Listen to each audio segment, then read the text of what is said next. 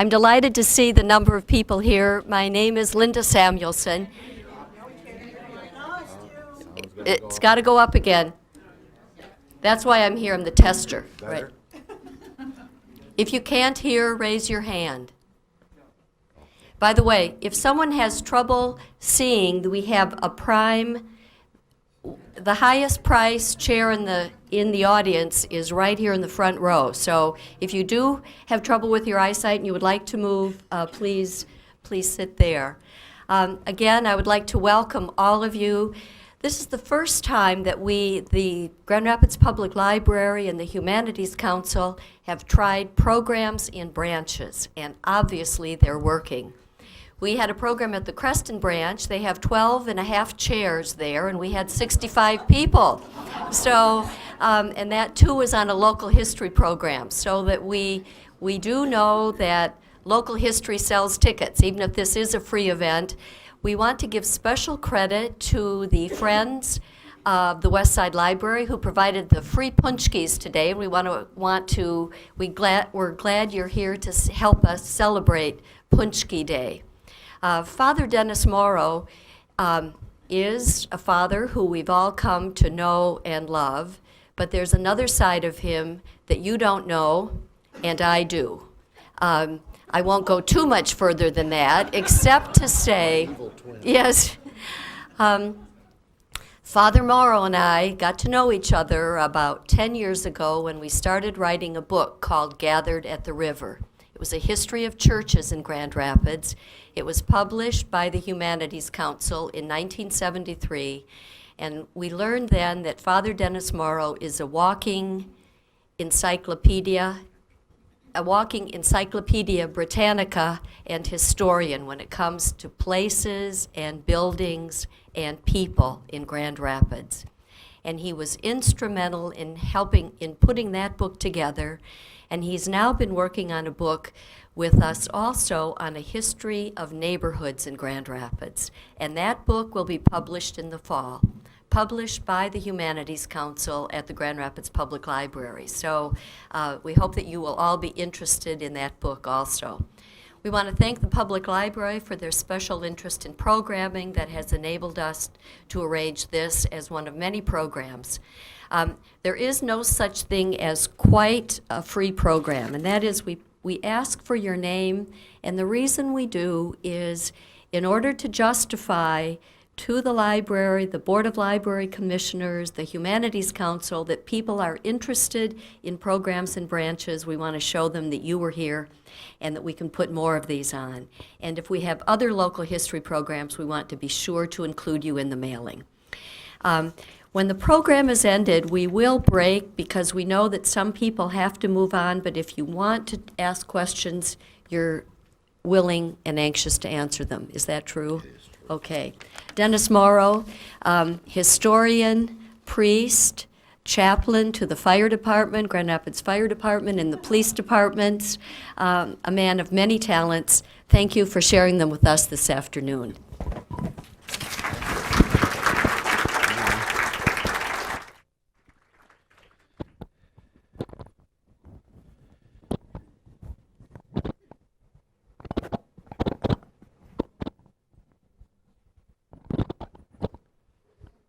There, thank you. Can everybody hear? Maybe that's got a little too much feedback now. All right, how's that? All right, we can hear. Okay, very good. The first thing I'm going to do is disappear for just a moment, because for those of you who might have to leave a little ahead of time, I do want to point out something, that programs like this, and this is a variation on a program, because I've adapted this specifically to the West Side. Some of you will recognize the scene there on the screen, but programs like this, books like the one that Linda mentioned that is coming out from the Humanities Council about the neighborhoods, books like Gathered at the River, some of the other neighborhood books that we have published, and I have to plug this one because one of the gentlemen in the back had a copy of it, And this is growing up in Lithuanian Town, the neighborhood north of Leonard Street primarily. This was done by Ed Gillis and published posthumously. He never lived to see the book in its final form, but he knew it was done and he knew it was going to be published, and that gave him great satisfaction. A couple, I think, of the pictures that are in here we actually managed to have in the program today, but I'll put in, this book was published by the Historical Commission, the Grand Rapids Historical Commission, and we have them available for sale. As a matter of fact, if you're interested in it, they're $20 a piece, and I have a bunch of them in my car. I already notified the police that if they see me dealing out of my car down here in the parking lot, that it's all above board. So that, enough advertising. The program today really kind of sells itself, and as was mentioned earlier, and I thank you for your patience, if you had friends that weren't able to make it in or were too afraid of the enclosed space, we are going to show it again to our senior group, but everybody is welcome, and that'll be Tuesday, March 20th at 1 p.m. at St. Peter and Paul in the school. So I'm going to come around over here and see if the microphone still works the same. And take a place here by the clicker. And compliments of Father Ed Hunkiewicz. He gave me this nice little thing, told me not to shine it in anybody's eyes. Oh, there it works. See, look at that. All right, that's wonderful. Okay, we are in business. So our first view, the program is basically called Under the Freeways, and is intended to show what used to be there, where the freeways are now. Of course, they've been there for 40 years, so anybody younger than about 45 doesn't even remember that there was anything else there before the freeways came through. So under the freeways, there are a lot of memories, and that's where these pictures are from. This is West Fulton Street, in case anybody didn't make the association. You have just come across Fulton Street Bridge, and you're westbound. And see the vacuum cleaner center right there? That was on the northwest corner of Bridge and, Fulton and Scribner. Look at that fancy little, upstairs bay window and corner cupola there. Now over there, the gas station is still there, huh? But right in between, all over there, we've got, that's Freeway now. There you can see the old Vernon Hotel, which was built in 1888 as the Derby.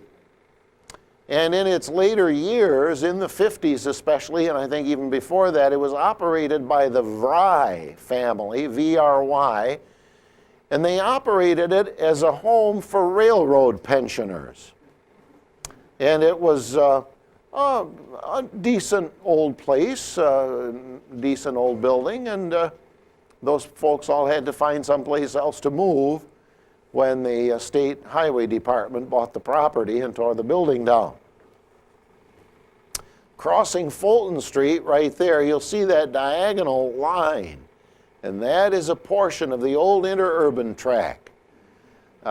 Because you remember it came out of, well, you might not remember. There aren't too many that remember it. It came out of where the Welsh Auditorium is now, the Civic Auditorium, and came down alongside the river, across the interurban bridge, which is still there north of Pearl Street, and then took a quick turn, went down along the old Voigt Mill that was there, and then crossed Fulton Street at this point, and went on and across Wealthy Street, across the river, back across the river, and then went south through down along Godfrey and by the Black Hills there splitting off. Part of it went to Kalamazoo, and the other part split off and went out what is now Lee Street to go out to Holland.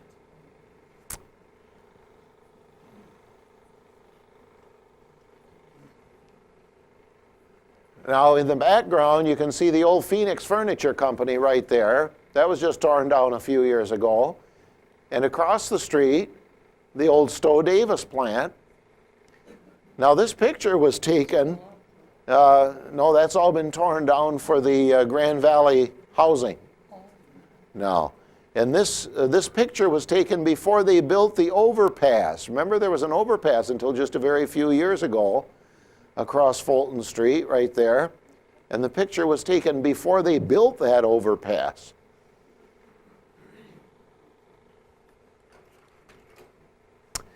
Now we're going to take a leisurely stroll up Mount Vernon Avenue.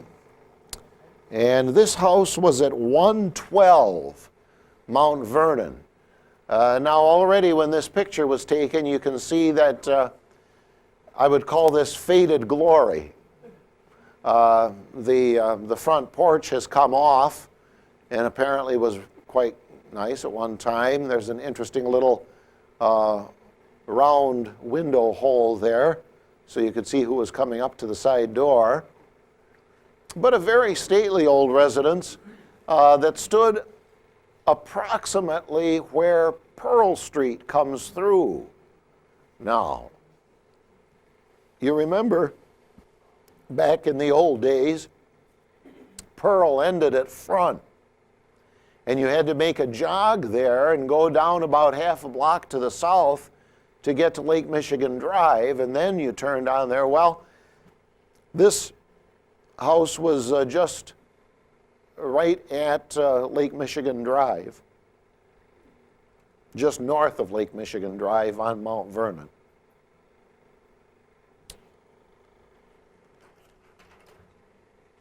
And a little bit across the street from it, roughly where the Big Boy is now, stood this stately old mansion at 127 Mount Vernon. Now, Linda flattered me when she said I was a walking encyclopedia. I can't tell you who built this house, but it had to be somebody with a little bit of money. And it looks to me maybe it was built in the late 1860s, 1870s perhaps. Nice mansard roof up there with the dormers. And this still has a couple of porches on it, one there and a little one over here. And of course, always on these big old mansions, the double doors. You know, one of the reasons they had double doors like that was because they didn't have funeral parlors. And when a family had a death in the family, the double doors opened up to get the casket in because you waked people in the home. And it was always in that front parlor. So if you were reasonably wealthy, you could have a very nice casket that would require the double doors to be open to come in and then have the person laid out right in the front parlor by the bay window. See, the previous house has a similar arrangement. Steps, double doors, and then there was the parlor just off there. Of course, we still have a lot of houses that are similar in shape and construction today. And here's another example. This was at 136 Mount Vernon, but this one we can put a name to. This was the home of the Jacobois family, Monarch Road Machinery folks. And there were still two of the maiden sisters living in this home when the State Highway Department bought it about 1958.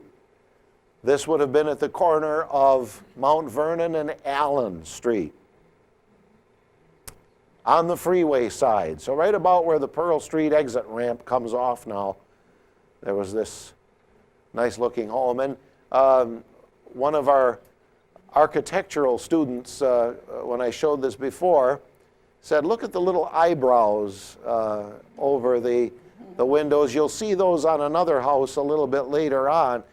But each one of these has a great deal of detail, and I think that there wouldn't have been much of a problem getting the area declared an historic district had it survived.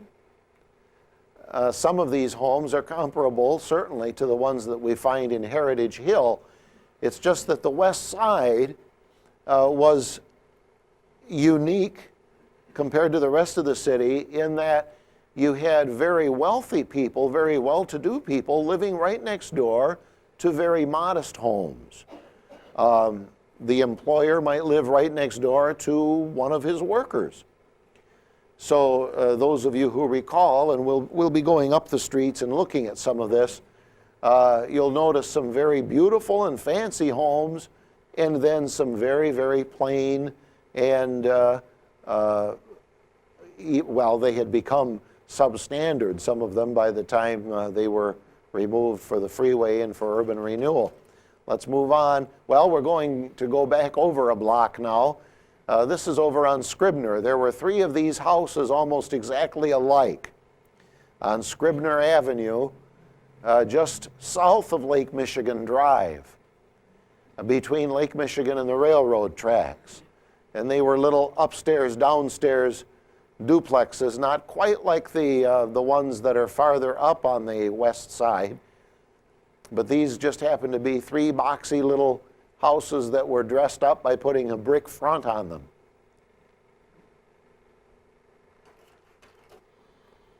Here's a picture of taking up the old track at Pearl Street. So this is Pearl Street, headed, you'd be going east toward the bridge right here, toward Pearl Street Bridge. Here's the Crescent Mill, the Voight Milling Company, and their second building over there. And this would be Front Avenue here. And they're taking up the track for the interurban, so this was in the mid-30s, or even I should say the late 20s. The interurban stopped running in about 1927, 28. Right there, of course, is where the public museum is now. And part of the wall of the old milling company can still be seen down on the east side of the museum building. They've saved part of the old stone wall there. The mills were built right along the river because they had a water source and water power. So when the water was needed to turn the mill wheel, it was right there on the canal. And we'll see the canal in a little bit. This is the old Atwood Brass Company at the corner of Scribner and Douglas. This was torn down not so very long ago, really, just torn down for the Ford Museum. And right out of sight over here, if we saw a little bit more on Douglas Street, this is Douglas right here, and right over here was the old Little Red Schoolhouse, the Monarch Road Machinery Company. But Atwood Brass had purchased this building and used it for many years as a factory, and a well-known employer in Grand Rapids. And before that, it was built as the streetcar barns for the west side. So that's why the big doors along there. And there was lighting built into the roof, natural lighting with the skylights and so on. Very fancy building for streetcar barns, but that's what it was. The other 2 old car barns are still standing in the city, one of them at Hall and Sheldon, which the city coach lines, or Grand Rapids, the city bus company, continued to use as its bus garage until the new one was built in 77, 78. And the other old streetcar barn is out on Wealthy Street, the east building, at 1514 Wealthy Southeast. So because of the number of streetcars they had, these were all, of course, built with the rail access. They all came out, all the cars had to come out on rail. And right across the street from that was this building called the Melrose Apartments. I don't think it's any relation to Melrose Place that was on TV. Some of the same shenanigans might have gone on, but curiously, in the 1912 city directory already, this building is listed as tenements. So already in 1912, it was kind of a rooming house, let us say, and not for the very wealthy. Now, I have to be very careful about this. After I gave this, or while I was giving the program, once a lady piped up and said, "Oh, my family lived back there," right in the, you know, and so I have to be very, very polite. This is on Scribner, right across from the Atwood Brass. That building there would be facing Bridge Street. So this is Scribner Avenue in front of you here. Now, right back over there, you see that? This is really a handy little laser beam. Right back over there, you see that? That looks like the back of a church? Well, it is. And that was the church. That stood on Mount Vernon. And I don't know if we have any members of St. John's United Church of Christ here today, but that was your original church, built in 1881 as St. John's Evangelical and Reformed Church. And in 1954-55, they decided to build a new church out on Lake Michigan in Colville.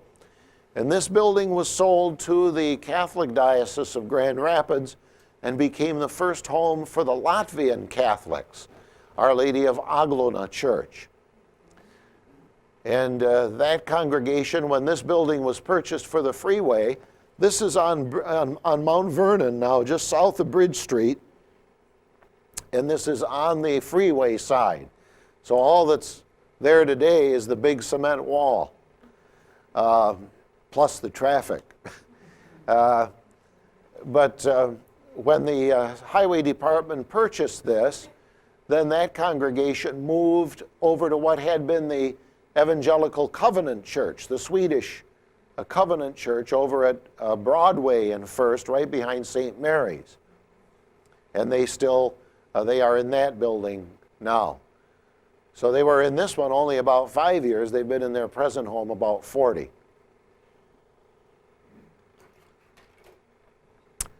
That's a picture of Bridge Street looking west from the bridge. Now, you know, Bridge Street wasn't named after the bridge. It was named after Henry Bridge, a farmer who lived way out Bridge Road, as they called it. And he gave his name to the street, which cut across the whole city, because what is now Michigan Street, and causes one of those bedeviling things for, we love to pull tricks on people who visit the city, you know. And when you cross Bridge Street Bridge, all of a sudden, poof, presto, you're on Michigan Street. And then you have Michigan Street Northwest and then Michigan Street Northeast. So, you know, but that's one of Grand Rapids' little quirks. We're the rest of them. You know, each one of us has our little quirks, and Grand Rapids is. So anyway, this is, so you can see Sullivan's, and there's the old GG red stamp. Now right in there, that's where the canal was. See that little fence right there? That's the canal ran under there on the west side of the river. I can remember when I was about 10 or 11 years old walking across right there, and I looked down over the rail, and I saw this huge log down in the canal, and all of a sudden it moved with kind of a wavy motion. I estimated it was about 8 feet long, and it had a big pointed nose, and I do believe it was a sturgeon. I had no idea there were any of them in the river yet. My granddad used to tell me about catching big ones out of the river, but I think I saw one of them. That building there, that's on the corner of Bridge and Front. That's Front right there. See the one-way sign? And that building became the Bavarian Inn, or as some of the police officers and I used to call it, the Barbarian Inn. And we had lots of fun there many times. That block of buildings right there was the last one to come down. That was still standing even after the Ford Museum was built. But then that came down, time goes by fast. I think it was about 15 years ago. And then, of course, Sullivan's has come down for the Bridgewater Place development. And the canal was filled in, even before, long before this. Now here's some more of Bridge Street. This is moving up a little bit. These buildings here, this is on the south side of Bridge between Scribner and Turner. This, well, there again, Turner turns into Mount Vernon. See how we like to do that to people? These two buildings have just been rehabbed. Swift Printing is in there, but you see the old Volunteers of America, I can remember when they were in there. And this is the Warfel block here that burned a number of years ago with a great loss of life. 5 or 6 died in that fire. A little farther beyond is the old Western Hotel. That building was torn down in the early 60s, and now that's where number 3's engine house is.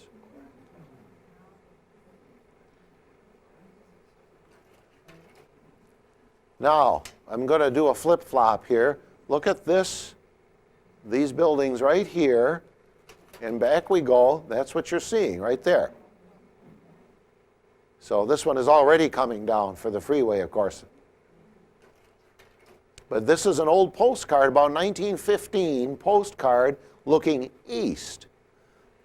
So now we get a picture of what the north side of Bridge Street looked like with some of these buildings. The Savings Bank was on the corner of Scribner. There's the building that for many years was the Washington Shoe Repair, Washington Dry Cleaners. And then if we go beyond that, there you can see Michigan Street Hill. There's the old brewery. And right there is Emmanuel Lutheran Church as you go up the hill. So that's a very good perspective looking east on Bridge Street.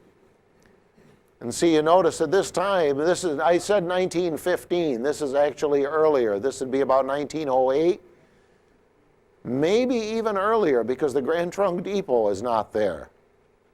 So we could go back, say, to 1905 or 6. Anyway, at that time it was called West Bridge Street, and when you hit the river, it became East Bridge Street. It was renamed Michigan only with the ordinance and street number changes in 1912.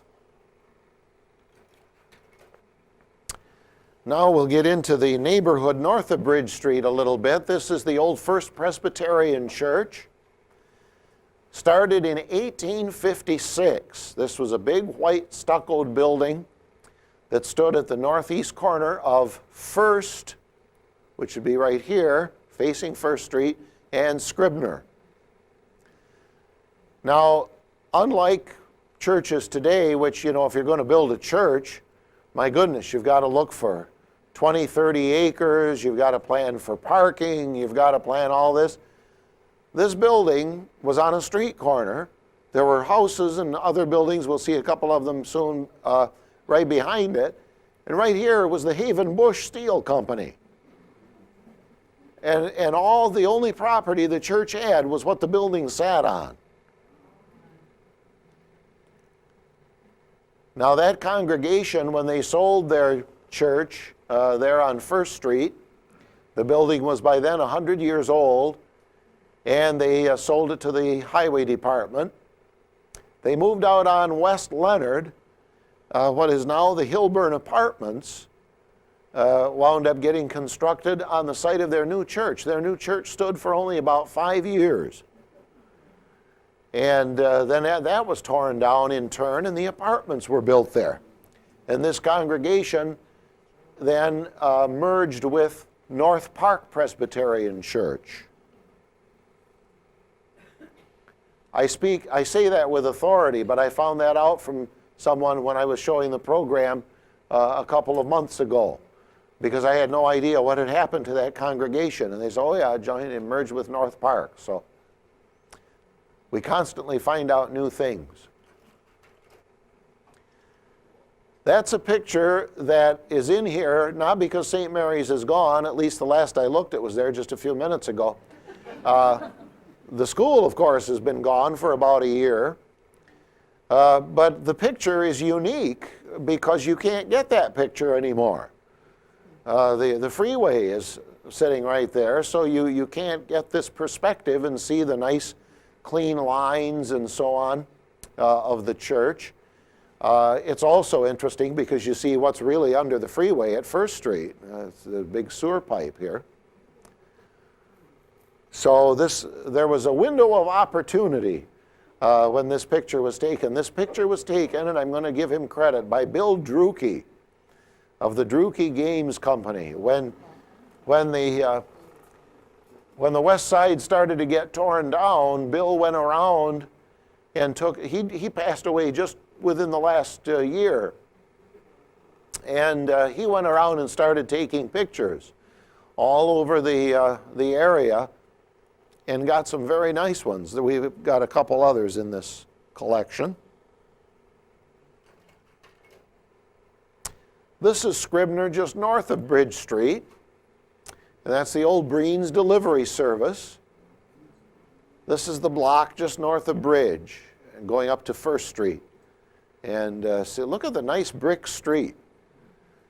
Now, it's interesting, the city tells me that they can't duplicate these brick streets anymore. That's why they're tearing them all up. You know, they're too difficult to maintain. Seems to me that most of them have been there for about 80 years, and we'd have lumps in us too if we were laying there having people drive all over us that long.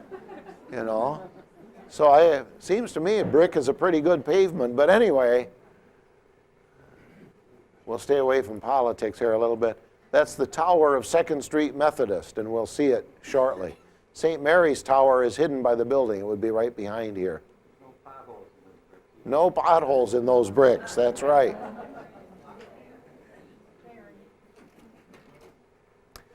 This is a little house that stood at 517 Scribner, and this is one of the reasons that I think this would have been an historic district without any trouble at all. Gordon Olson estimates this house very probably from the early to mid 1840s. Just from the style, a very, very simple Greek Revival style.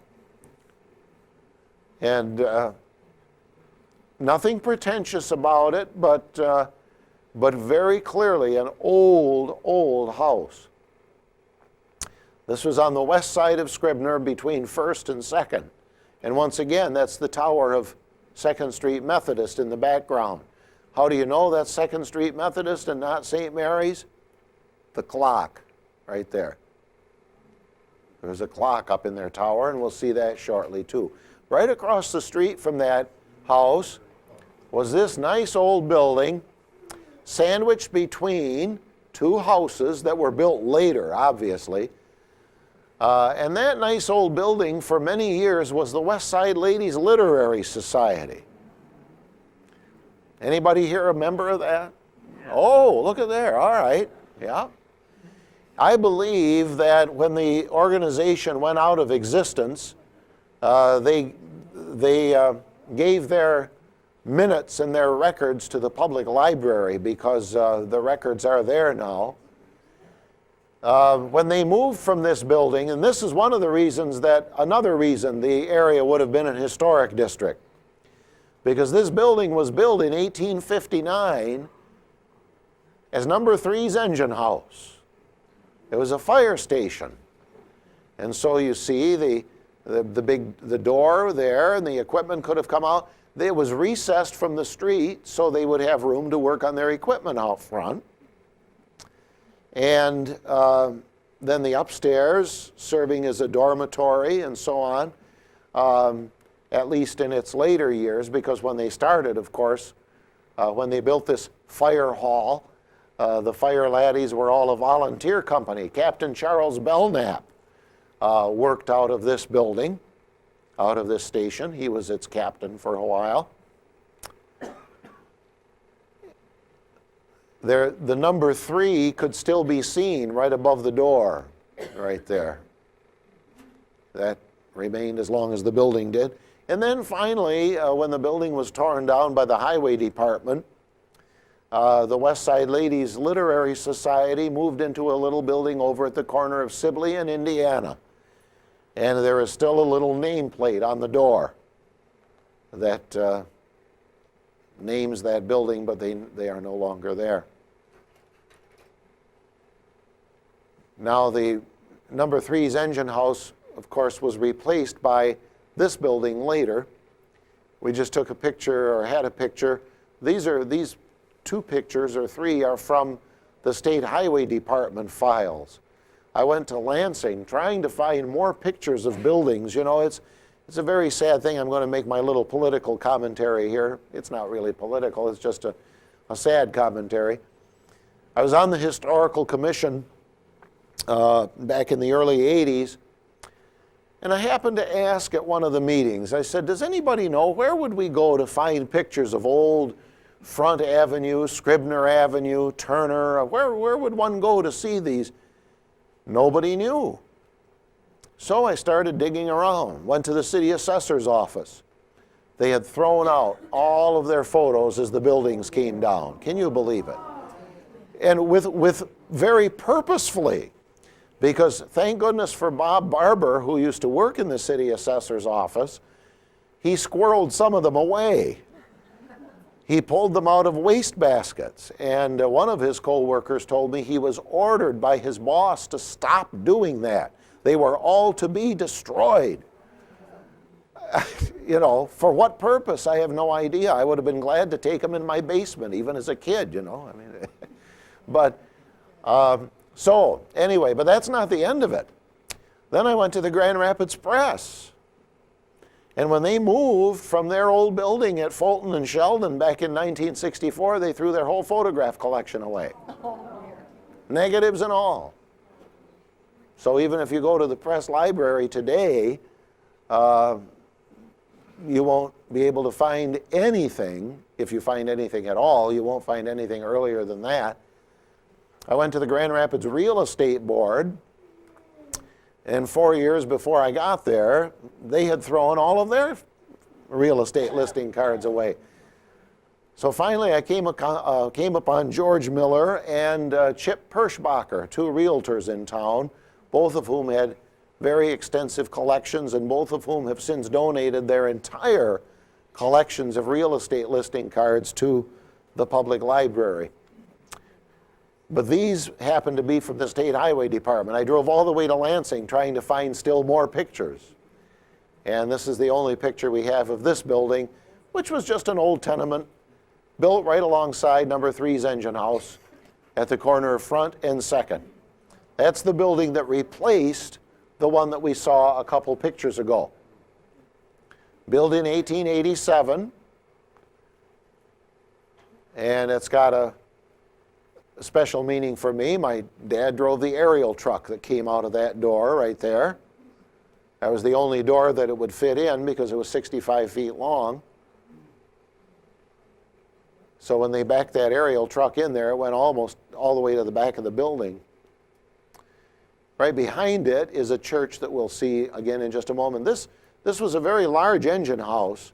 Even in later years, they ran the fire department shop out of the back end of it. So those 2 stalls there, that was where they repaired all of their equipment. So the master mechanic and everybody worked out of this station. There's the big tower that was built on top as a hose tower and even a watchtower in its earlier years. This is the church that we saw in the previous photo. This is the front view. This is at the corner of Scribner and 2nd. The church sat on the southeast corner. It was built as the German Methodist church, and in later years became a synagogue. The Ahavas Hakim congregation, or Ahavas Israel congregation, was here. And then finally they sold it when they built their building up on Lafayette Avenue Northeast. at 44 Lafayette. This became the Unity Church, the Unitarian Church, and that is now out on Walker, north of Leonard Street. This structure, though, built about 1888, just after the fire station was built. You'll notice a lot of these interesting architectural details, the bands of brick and so on. This all tells me that even though we didn't have a real good record of it, we're quite sure this was a design of the Grand Rapids architect William G. Robinson, who was responsible for many buildings around the city. Two of them that are still standing are St. Mary's Rectory at First and Broadway and the Ladies' Literary Society on Sheldon. But William G. Robinson was responsible for many of these structures around the city. Right across the street from the Unity Church was the Rauschenberger Wolcott Funeral Home. Quite obviously an old mansion. This part would have been added on later as the office.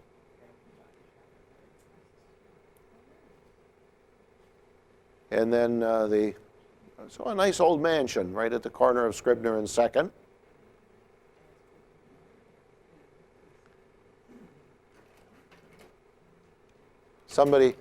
I overheard somebody saying that there was a body shop right down the street.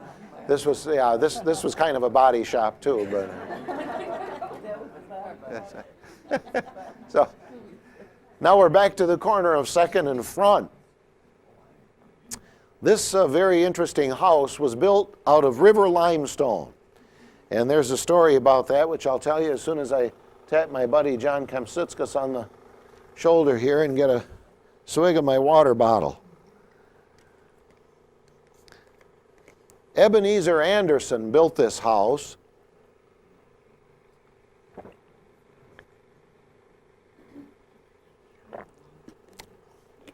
And Ebenezer was one of the, thank you, John, was one of the settlers who came from New York to Grand Rapids. And a number of these fellows built homes right up along the Grand River on Front Avenue. When they began quarrying in the riverbed, they were trying to make a ship canal, of course. They're trying to see if they could somehow figure out a way to get, with locks or whatever, to get boats up the river, past the rapids. So they began quarrying, and with all the river limestone that they pulled out, they built some nice homes. This is one of the humblest of them here, but this was built about 1846. The river limestone, see, part of it is frame. You can see some frame there, but the river limestone was covered up with stucco,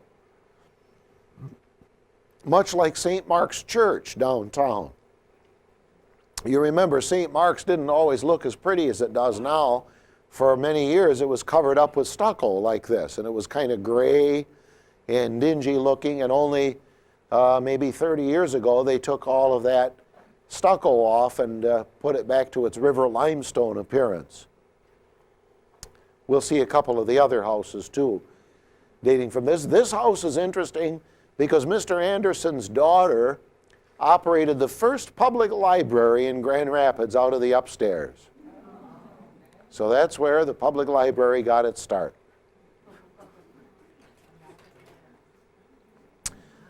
This is a very pretentious looking home that was on 2nd Street between Scribner and Turner on the north side. Now some of these, like I say, I don't know who built them. I don't know who their original owners were and so on. But I like to show them just because, well, they're interesting. They've got some fascinating detail on them. That steeply pitched roof, I'd hate to have to shingle that thing. This looks like maybe a cupola of some kind right there. And there you notice that bay window does not come all the way down to the bottom floor. There's a support for it right there. Some very interesting features on some of these homes. right next to it, the house we just looked at was right there. And right next to it is 2nd Street Methodist Church. There's the clock I was telling about. The clock wasn't in the original tower. The clock was put in. It was built by a company in Manistee, or made by a company in Manistee, and then put in about 1904, maybe right after the flood. So if people were sailing by in a future flood, they could at least tell what time it was. I don't know, but anyway, because this whole area here was the area that was underwater because of the big flood of 1904. 2nd Street Methodist was built in 1871 and stood for about 90 years. When it came down in 61, the State Highway Department gave its congregation the sum total of, the whopping total of $20,000 for that building. And with that, they had to go out and try to build a new church. And they merged with Valley Avenue United Methodist, and the two congregations became Faith United Methodist out on the corner of 7th near Oakley.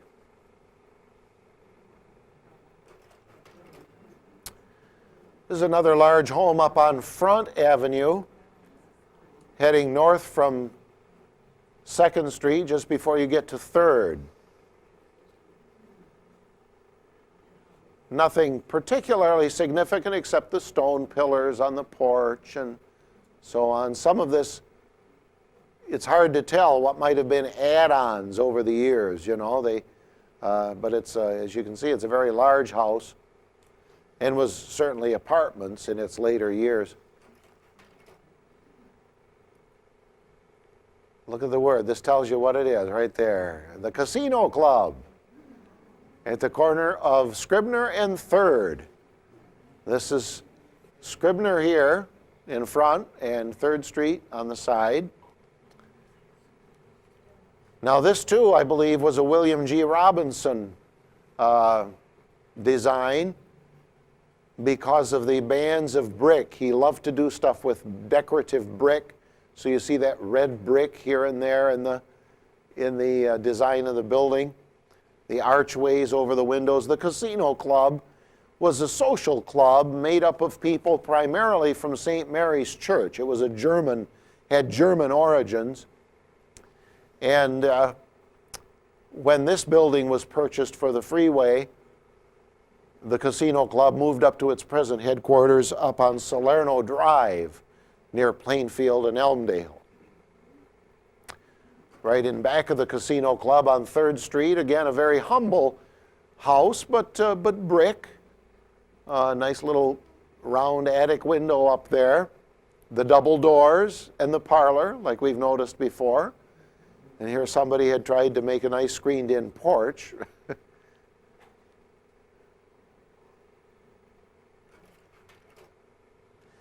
Now this is river limestone at its best, I suppose. I mean, just seeing the material, and then we see a couple other examples, but this little house was at 611 Front. So another one of those right up along Front Avenue. I started to mention the guys who came here from New York, the pioneers. The area reminded them a great deal up along the river of the Hudson River, where their homes had been. And so that was why they built right up along Front Avenue, because they were right on the riverfront. And the building material was very nearby and very cheap. So they built this nice little Greek Revival home. Again, you can tell Greek Revival from the roof line. Yeah, this one, of course, was built much later. This house would be, again, mid-1840s. And this one probably not built till maybe the 1890s, I would say. So, unfortunately, these were built before there were lot lines and so on laid out. And maybe whoever owned it wanted to sell off the neighboring lot or portion of the lot. And but if you remember, a lot of the homes along Front were very close to each other like that. There were others too that were You wonder why they bothered with windows in that one, you know, on that side anyway. Maybe to reach out and grab their neighbor's punch key. And this was right across the street. Right across the street. Yeah, window washers, anybody? This was built as the Shaw Company built this building and occupied it for many years. And then finally R.C. Allen was in here. They expanded into this building from their building up at Front and 6th. And then this structure, if you recall, went down in a blaze of glory about 1971. I think it was May of 1971. And this was just north of the fire department drill grounds, much to their embarrassment, because when it went, it really went. Some of the firefighters were telling me, I don't know if this is an apocryphal story, but some of them were telling me that they were at the drill grounds when they looked up and they saw smoke coming out of the building and said, look, that building's on fire. And they never left the scene for about 9 or 10 hours. They were there, but the building came right down. I mean, it was going to be demolished anyway. Right across the street from it again was this house on the corner of 4th Street. This was one of the last houses to come down in the urban renewal district. This would be right on the back end of what is now the Plasma Center on Scribner. So that house there is facing Scribner. That's where the Plasma Center is. And this is back in the parking lot right along 4th Street. 4th here, that's a sidewalk on 4th, and that's on Front. And this is an old church. The Church of God occupied that finally. The people who lived in that house, or I should say their children, they live up in the North End now, but Mr. and Mrs. Law Vallot lived there for many years. But you can see the river limestone all pieced together, all of that rock was quarried out of the Grand River. That's why there are holes in the river there below the dam. Below the 4th Street Dam, you'll see the sign saying, watch out for quarry holes. That's what made them. Right behind it, over on Scribner, was this humble little house. And typical of much of the west side, not only did you have a house in the front, but a house in the back. So we've still got quite a few of those around the community here. Nothing especially significant about it. This would have been a working class dwelling for sure, probably dating from the 1860s. And across the street from that, at the corner of 5th and Scribner, here again this is Scribner, it was one way headed north for a number of years, then it was headed south and then north again, and then it's always been one way, but you know, one way or the other, I suppose. They've already started tearing down some of the houses over here for the freeway. But this house being stucco, I suspect that this too was river limestone with those big gables on it.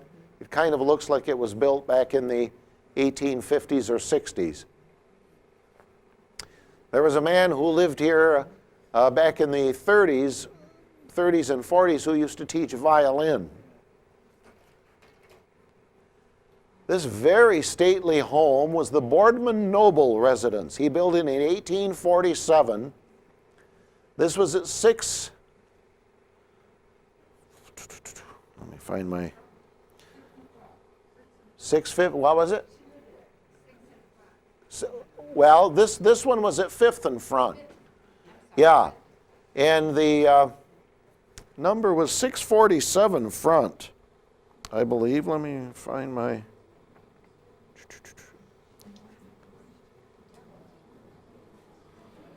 671. Yep, 671 Front Avenue. Now you can see this is a very unusual home because usually the pillars are on the front. And for whatever reason, Boardman Noble put them here on the side.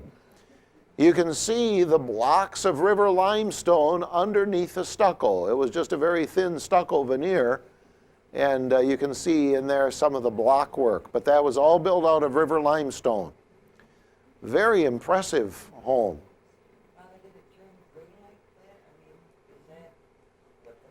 It was kind of a grayish brown when I remember it, and the pillars were a dark green, were they not? Wasn't that dark green trim? Yeah. So I think they thought they were preserving it. Just like painting the old fire stations. They thought they were going to preserve the brick by painting them red, and instead it didn't let the brick breathe. That's why the old fire station at Granville and Ellsworth, they're letting the paint flake off from it now. Because if you don't let that Chicago common brick breathe, it's made for air to get to it, and that helps it stay together. So I think they thought they were preserving it, but didn't do the job. This is the house at 6th and Front that still stands. 731 Front. So, yeah, the R.C. Allen Company was in there. They had their offices in there for a while. You lived there. Oh, R.C. Allen lived there too. Okay, okay. Very good. It was built by Eliphalet Turner, and the man after whom Turner Avenue is named. So he was the original builder and owner. But now I see, okay, R.C. Allen actually lived there. Well, that's good to know. And that's, yeah, we can see some more of it built there and a little bit more there. And then that house right there, we'll see in just a second. That was George Eagler's house. And we'll see that one back there too in just a moment. Okay, here we go. This is George Eagler's house. George and Louise Eagler, he lived here for many years.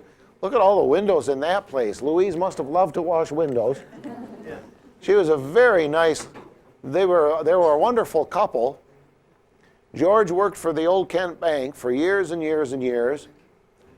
And this is an example, I think, of when I said that you had business owners and common folk like you and me living right next door to each other. Because George had enough money to live anywhere in town he darn pleased. But he lived right at the corner of 6th and Scribner, right on a very busy street. Traffic light here. Walt Swanson's grocery was right over here. And right kitty corner in back of George and across the street from the R.C. Allen home that we just saw was a Town Talk service station. Remember that? And, but that didn't, you know, that was George's home. His family had built it in 1905. And he became a very successful banker, always had a couple of Cadillacs in the garage back here.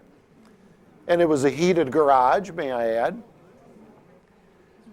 He took very good care of his big cars. So when the urban renewal came through and bought this portion of Scribner, see, the freeway came through first, and then the city came through with urban renewal and bought the part of the remaining strip of land between Scribner and the river. So that's when these houses came down a little bit later. Right across the street from George's house, George and Louise's house, was this house which was built by another member of the Boardman noble family. So this goes back to the 1850s. And it looks to me like it was changed a number of times. It looks like this was the original house with the double door maybe here. And then later on they built this part. That's my guess.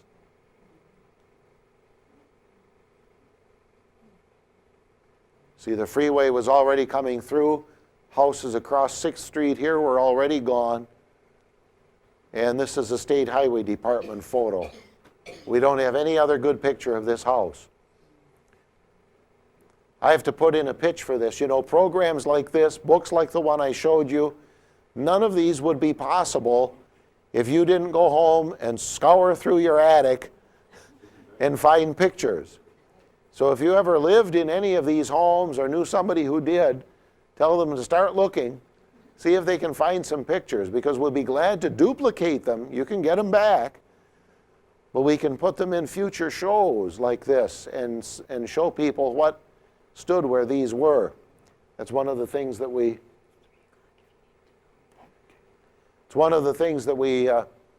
need to keep publicizing, is that I'm afraid that so many things have been thrown out because people didn't know what they were, where they were, just old pictures. This is just a shot of Scribner looking south at 6th Street, Nostalgia Lane. You know, yeah, it was a neighborhood like any other. Lots of nice trees. The Glar home is right over here, the house that we just saw right here. This is Old St. Paul's Episcopal on Turner. And the March of Progress. The house here has already been torn down for the freeway. But St. Paul's was built in 1869. And I stood right in front of Union High, which is right here. I stood there as the wrecking ball was trying to take down Old St. Paul's, and that was a very, very sturdy building. I couldn't wait for them to keep knocking it. The wrecking ball kept hitting that tower, and it simply would not go down, but of course it finally did. St. Paul's moved out then out to West Leonard Street out in Walker and is still there. This is an interior shot. St. Paul's was heavily damaged by fire back about 1941, and this is subsequent to that, so I don't know what the interior looked like before that.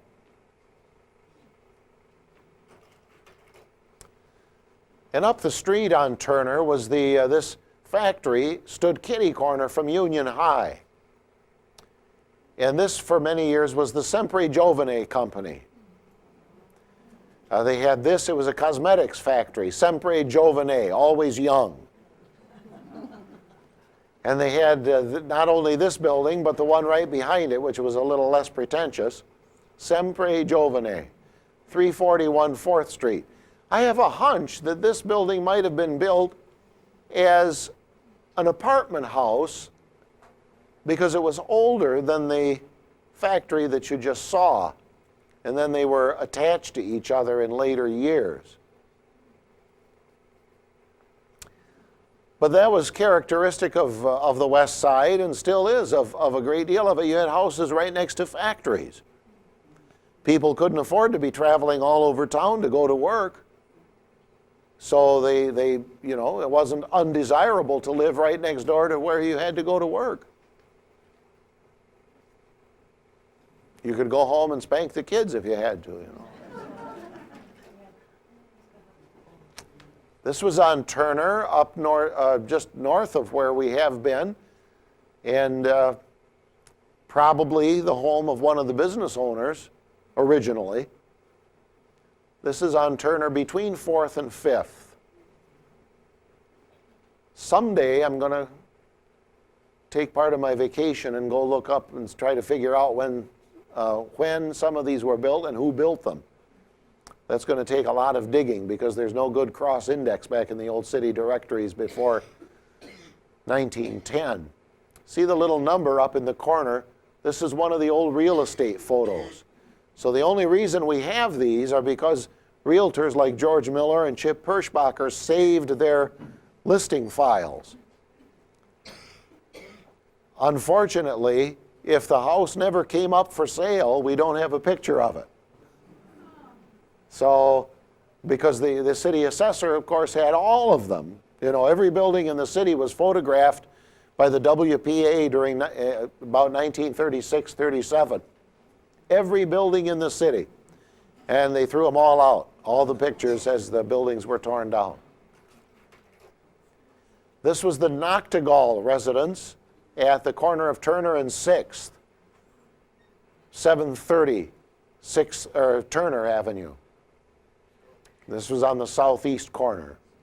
Very stately home. I'm guessing maybe 1905, 1910.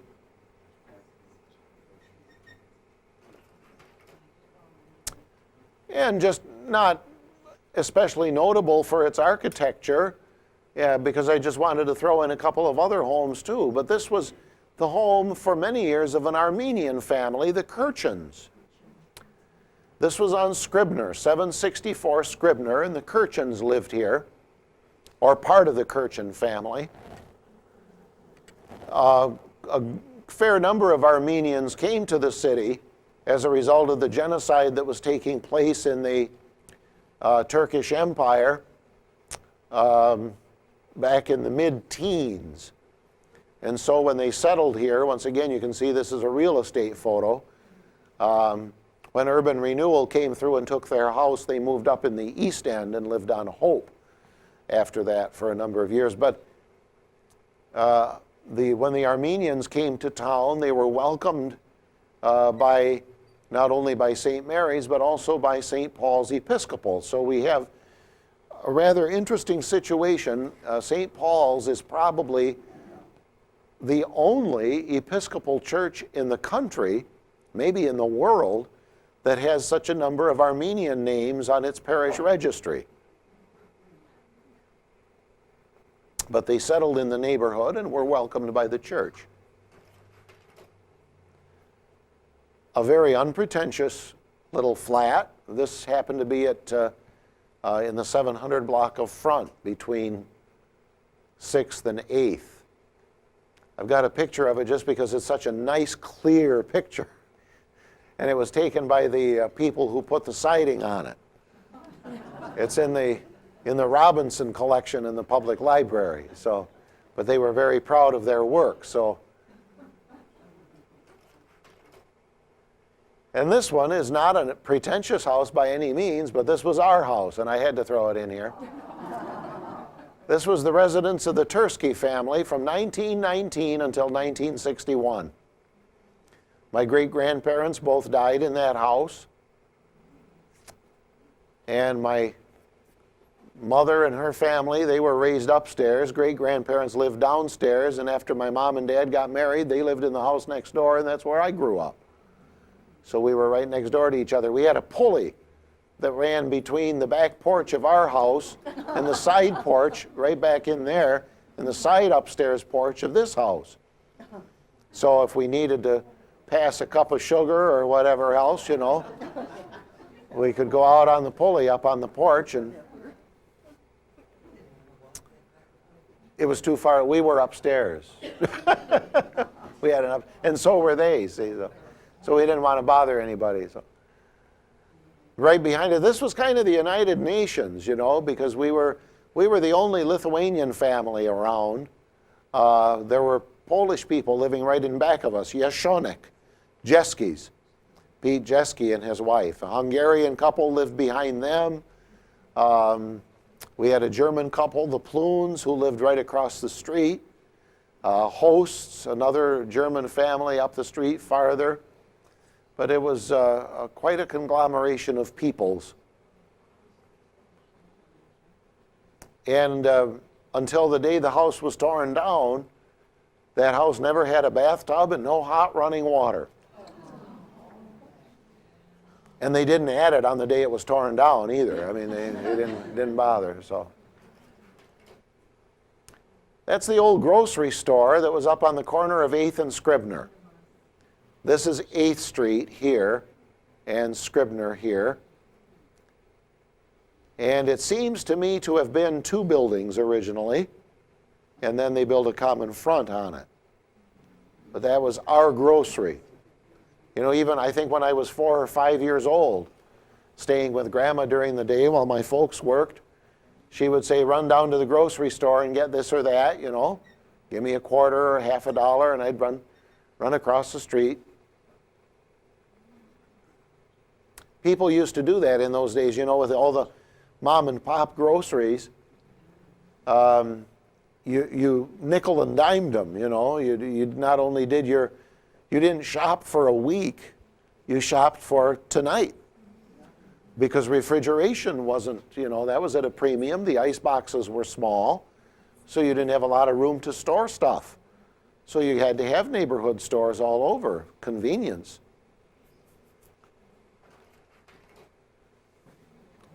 Look at that pile. Now talk about architectural eclectic.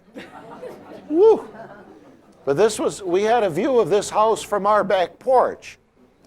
This was on Scribner between 8th and 10th. And look at those chimneys, you know. I mean, now they build fake chimneys like that on some of these modern apartment houses out in the burbs. You know, because they want them to look nice like these. These were the real thing. And then you got this witch's cap here with that curious little, you know, I mean, it makes you wonder, what did they do in there, you know? What was in that little round place? And there was looks like kind of an office or observatory, you know. And you've got a porte cochere, how fancy. See, the stairs go up there, and then the carriage could come right through there, and the carriage would stop, and that was right at carriage level. So you stepped right off the carriage, right onto the porch, and went inside. And there's a little kind of a keyhole framing, you know, around that front window. And all kinds of little stuff up there. You can look at this picture over and over again and see, and this was probably an addition back here. Well, we're moving on. Yeah. Let's see. Was there a question up there? Okay, I believe so. Yeah, well, I don't know. Yeah, tile. Yeah, I think it was tile. At least parts of it were. And right across the street from it, now, boy, talk about, hey, Heritage Hill, eat your heart out, you know. Hey, look at that. Oh, yeah, I know they're gone. See, that's the sad thing. This was Dr. Bowett's house. At least I remember Dr. Bowett living there. He lived there from about the 1930s or maybe even the 20s. But originally it was built by the Haney Company, or Haney family, from the Haney School Furniture Company, which eventually got merged into American Seating. See, this is what I meant by the business owners living right in with all of the workers. You know, next to very unpretentious homes were these huge piles. And I really think these two houses being right across the street from each other, they had to be in competition. You know, George, look what they built. You know, well, by golly, Martha, we're going to build, you know. I mean, I think. I'd like to add something. Yes. Dr. Bowen used to be our family doctor. There we are. He brought me into this world. Congratulations. Yeah, he was a family doctor. He was a neighborhood doctor. You could walk in there anytime and say, Doc, I got this, I got that, and he was always there, you know, when he was not out delivering babies. So we're glad he delivered you. This is, see the eyebrow windows on here? This is another house this is on Turner. Little porthole window, fancy window. So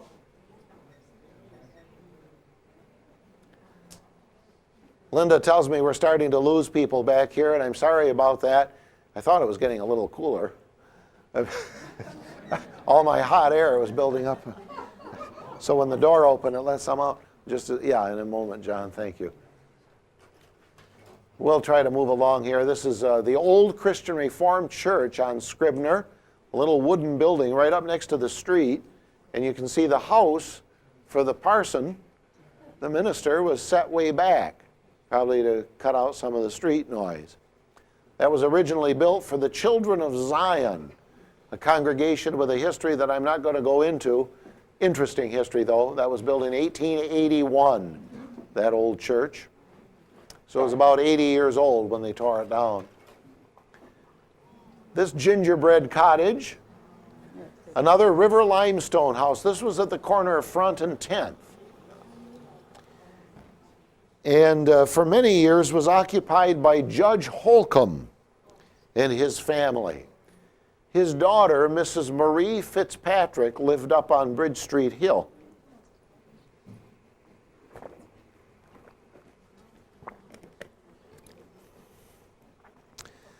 If I go after this bottle much more often, John's going to think I've got vodka in there. We're not having it there at all. Right across Scribner on 10th Street was this house with a nice big dome on the corner cupola. Oops, thank you.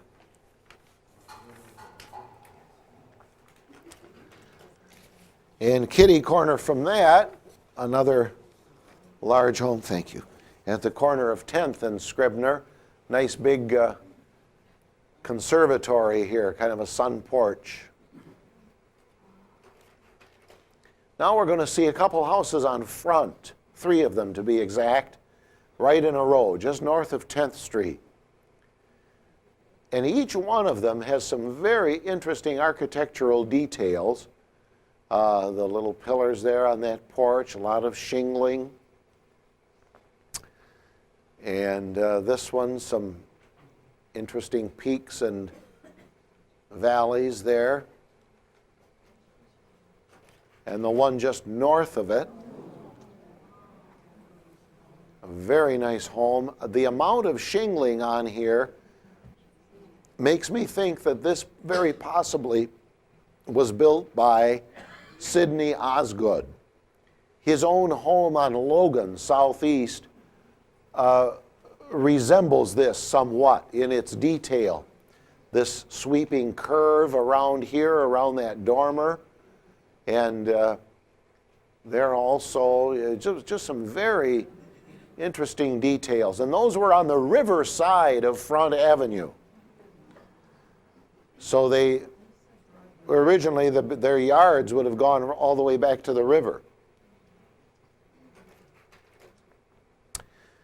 This house on Turner, interesting from a few aspects here. You notice in later years there's clearly an apartment up there, up in what had been the attic, because there's a stairway for it, fire escape.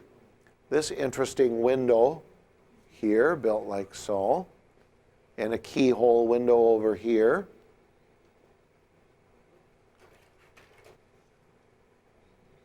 Somebody must recognize Turner School. Any alumni here? I can raise my hand. Yeah. I went to Turner School for kindergarten, right in that room right there. Turner and 11th. And when the freeway came through, Turner School was left with only 160 children. They had at one time 900 children in that building. I was from St. Mary's, and I used to go there for sewing and cooking. They had craft classes at Turner School.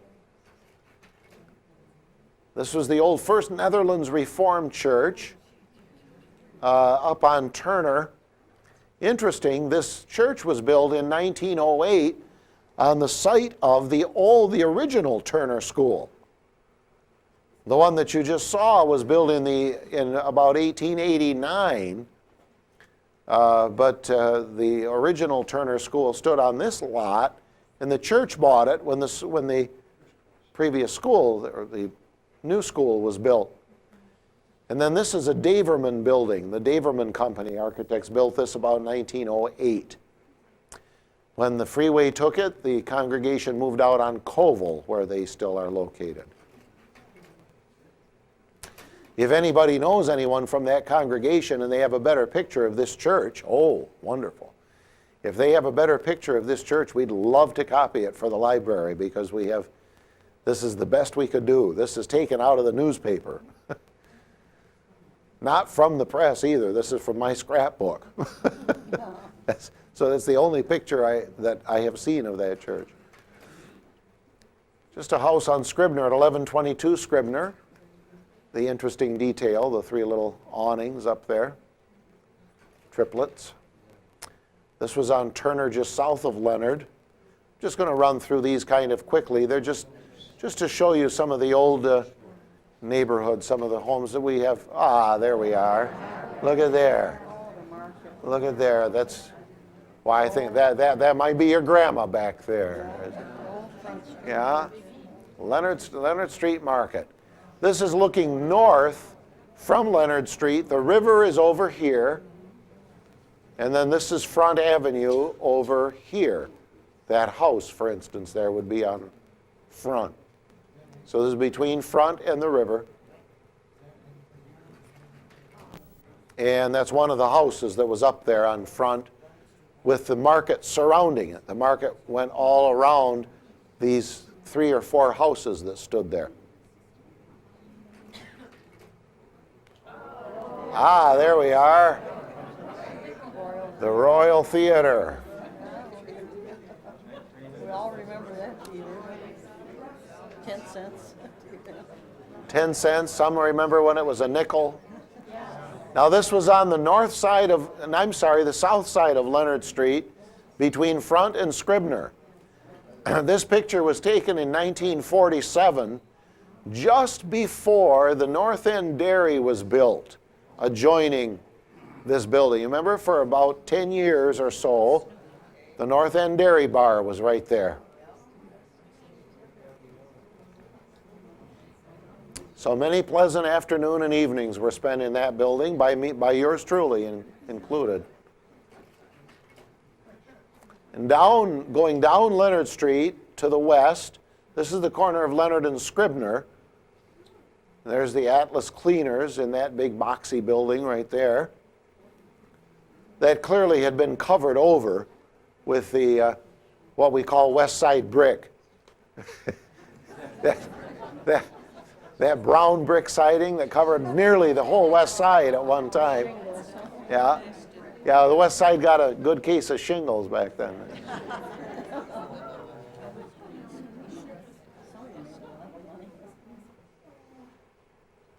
If we go up that way a little bit, there's the Sunny Grill.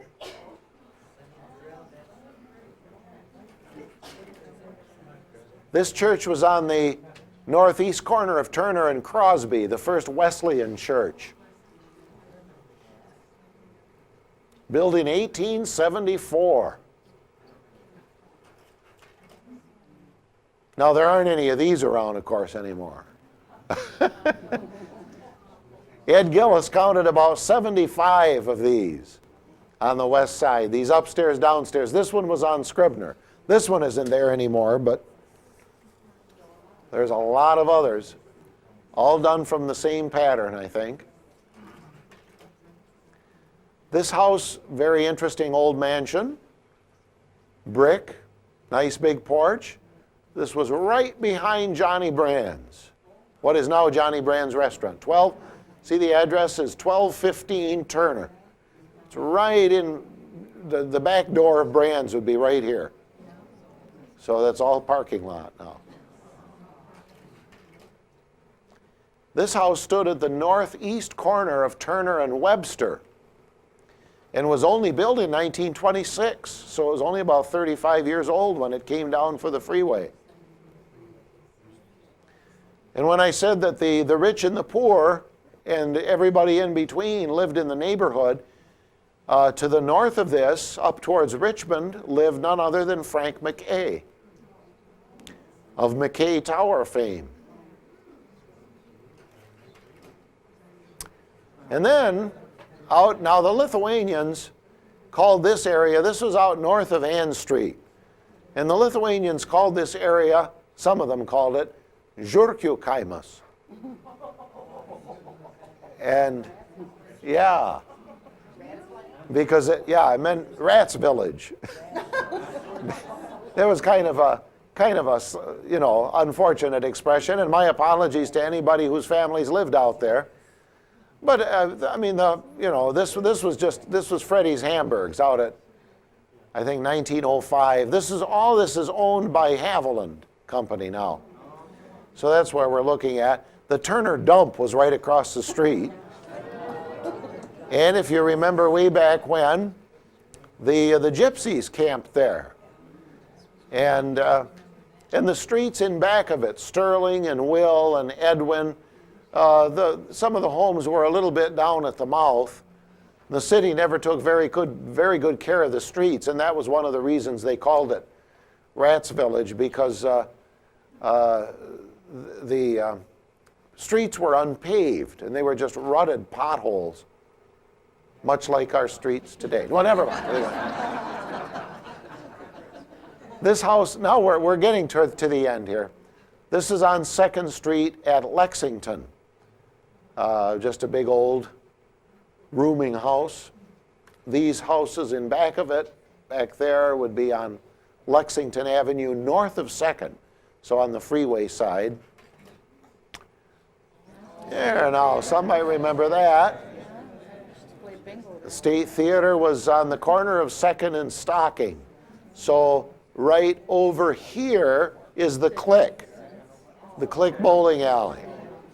And this is all torn down, and then up there is our Sullivan's. So the freeway goes right through here, crosses Stocking right here. You're looking at the northwest corner of 2nd and Stocking. And see, a lot of the houses on 2nd Street are already gone. This is, thank goodness for the State Highway Department. They did save a few of their photos, and this is one of them that we were able to duplicate out of their collection, because that's the only picture that I know of the State Theater. This is the old Wallen Congregational, right, out on 1st Street in the 1000 block, almost to Lincoln Avenue. Built in 1906, and then when the freeway bought this, the congregation moved up to their present home on Oswego. Just up the street from it was this fancy home with a little balcony there and another one over there and pillars up there. So this building stood at the corner of Fulton and Valley. Not Fulton, Bridge Street. Bridge and Valley. That building is still there, and that's a pizza shop now. So you're coming down Bridge Street Hill. This is looking north on Valley, and of course Valley doesn't go straight anymore. It curves right here. So they had to tear this building out to get Valley to go around for the freeway. This was a house going up Bridge Street Hill, 1320 Bridge Street. This house was on Valley, just south of Bridge. And just north, in fact, of the Valley Avenue United Methodist Church. That building is still there. This was a huge old mansion that stood behind the Valley Avenue United Methodist Church. Now that's all covered in by freeway now. But that building was built by a wealthy lumberman named Quigley. And Mr. Quigley's lumber yard was out in the south end, out around Division and 28th Street. Quigley Boulevard in Burton Heights is named after him. And then he built this house for himself and his wife. When he died, they decided, the post office probably decided that having two Quigleys in the same, because it was built on a street called Quigley Court off from Valley. And the post office decided that it was too confusing having Quigley Boulevard and Quigley Court, so they renamed it after his wife, Flora, and it became Flora Court. And it ran up from Valley Avenue into Marcella. And this house was on the corner of Flora and Marcella. Now today, if you go up Bridge Street Hill, the first street that you come to is Marcella Avenue. But the corner of Flora is no more, so I wish I had that street sign right there.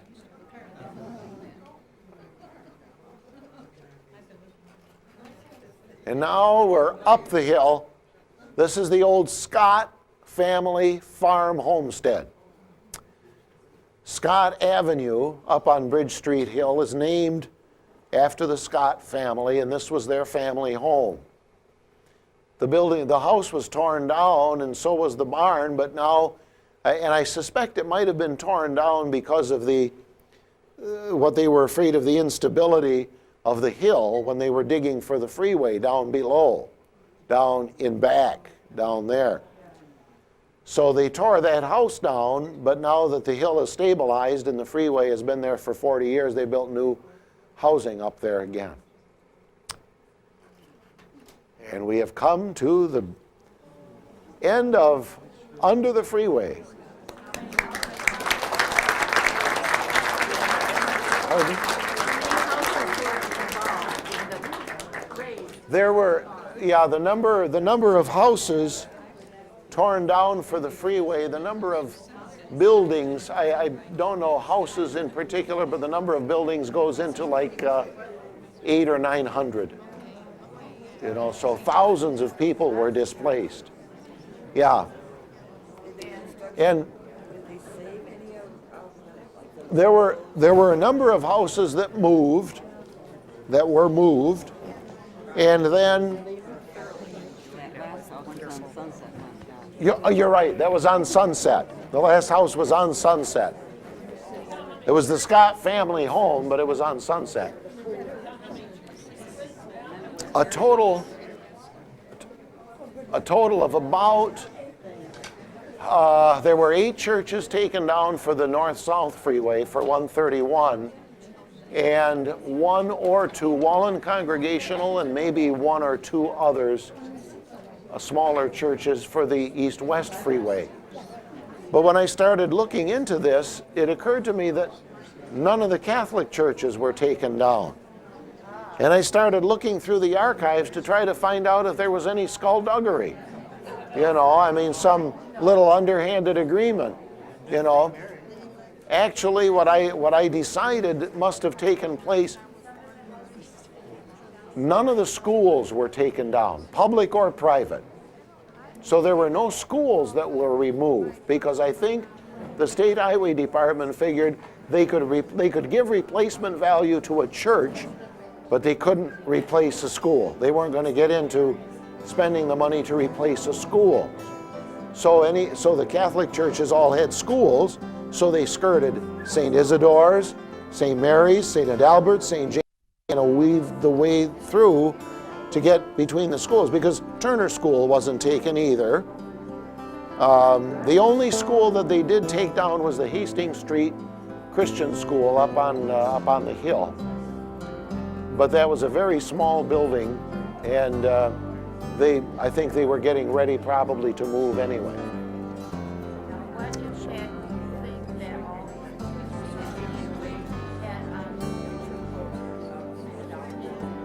Oh, great impact. There's a question, what impact did the destruction of the neighborhood have on the future of these churches and parishes? Okay, I'm going to come up front here. If I can move after sitting there.